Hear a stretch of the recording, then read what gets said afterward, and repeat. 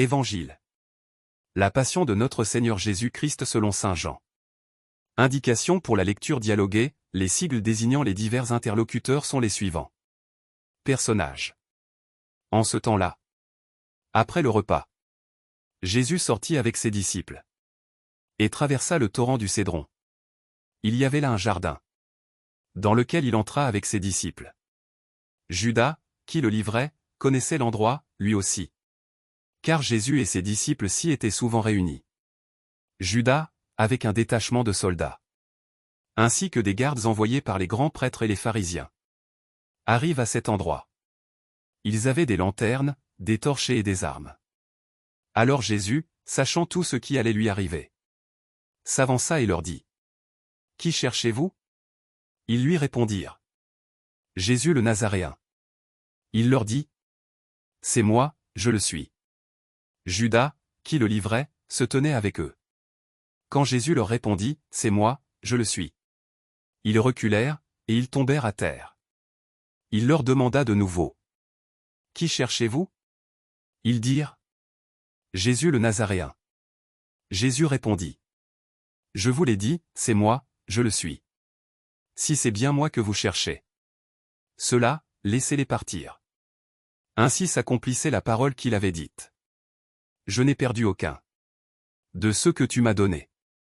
Or Simon-Pierre avait une épée, il la tira. Frappa le serviteur du grand prêtre et lui coupa l'oreille droite. Le nom de ce serviteur était Malchus. Jésus dit à Pierre. Remets ton épée au fourreau. La coupe que m'a donnée le Père. Vais-je refuser de la boire? Alors la troupe, le commandant et les gardes juifs se saisirent de Jésus et le ligotèrent. Ils l'emmenèrent d'abord chez Anne, beau-père de Caïphe, qui était grand prêtre cette année-là. Caïphe était celui qui avait donné aux Juifs ce conseil. Il vaut mieux qu'un seul homme meure pour le peuple. Or Simon-Pierre, ainsi qu'un autre disciple, suivait Jésus. Comme ce disciple était connu du grand prêtre. Il entra avec Jésus dans le palais du grand prêtre. Pierre se tenait près de la porte, dehors.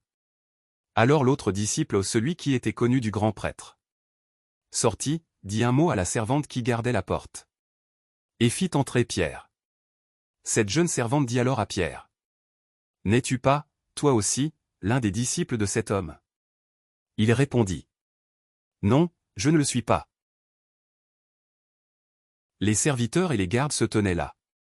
Comme il faisait froid. Ils avaient fait un feu de braise pour se réchauffer.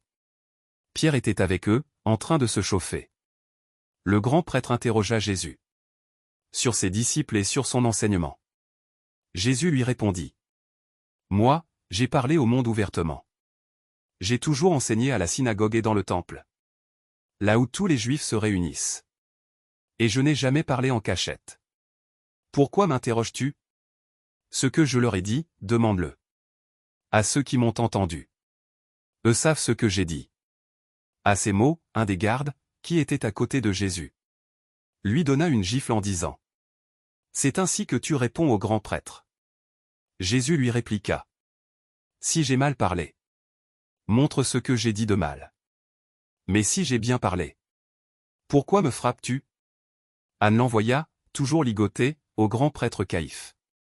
Simon-Pierre était donc en train de se chauffer. On lui dit. N'es-tu pas, toi aussi, l'un de ses disciples?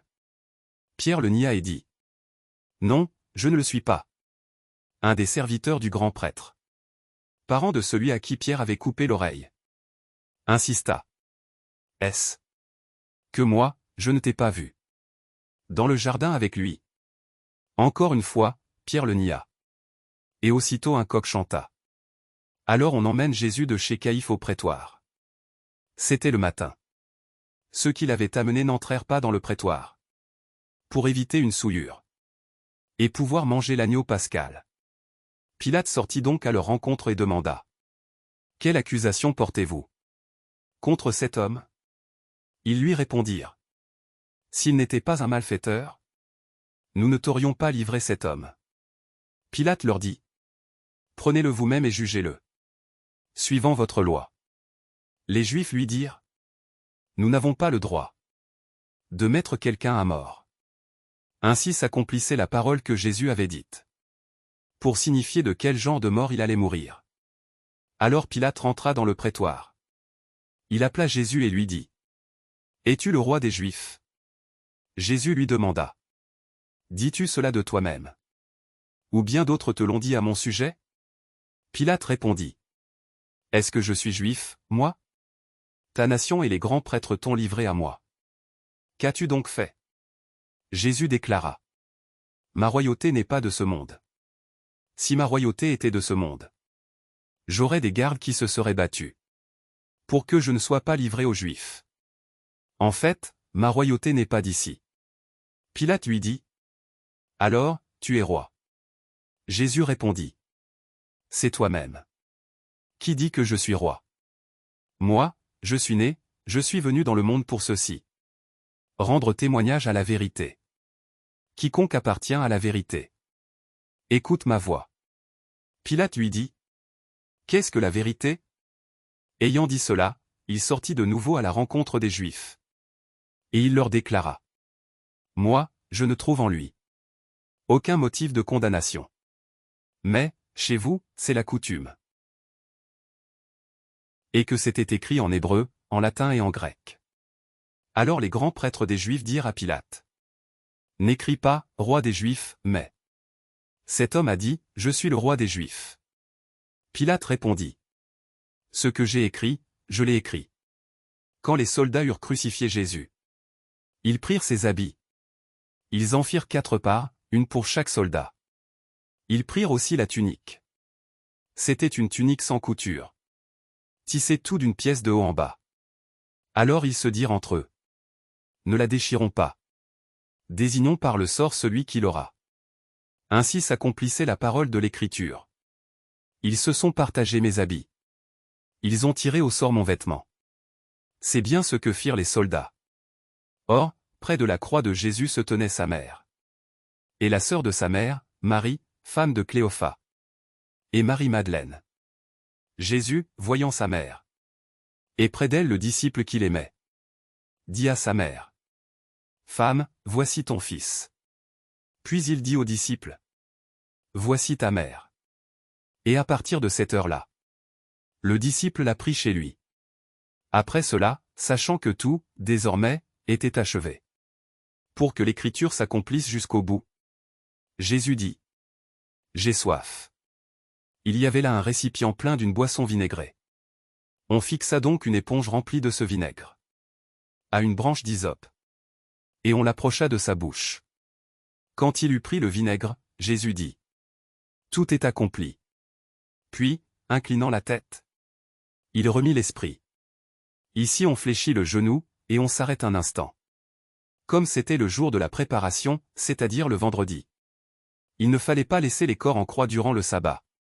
D'autant plus que ce sabbat était le grand jour de la Pâque.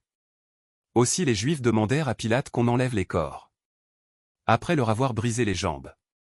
Les soldats allèrent donc briser les jambes du premier, puis de l'autre homme crucifié avec Jésus. Quand ils arrivèrent à Jésus, voyant qu'il était déjà mort, ils ne lui brisèrent pas les jambes. Mais un des soldats avec sa lance lui perça le côté, et aussitôt, il en sortit du sang et de l'eau. Celui qui a vu rend témoignage. Et son témoignage est véridique.